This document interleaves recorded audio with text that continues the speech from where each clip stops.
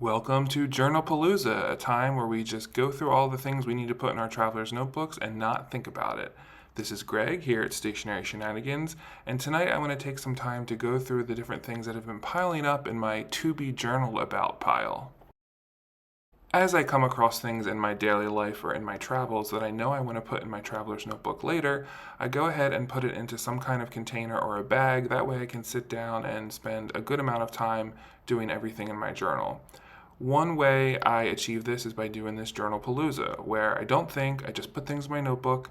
I gather a limited number of items that I'm going to use to avoid that choice overload feeling. So here, as you can see, I have this little rectangular green container that I bought at TJ Maxx. I just like how it looks. And I selected a few different things that I'm going to use. Just a couple washi tapes, sticker sheets, my traveler's notebook, two fountain pens, random little bits, things that you can use all over the place, including a glue stick, a Tombow glue runner, all that kind of stuff. So that's my suggestion. If you want to go ahead and do this with me, let's take a good 30 minutes and just get everything into our notebooks, pick a few things, and get started.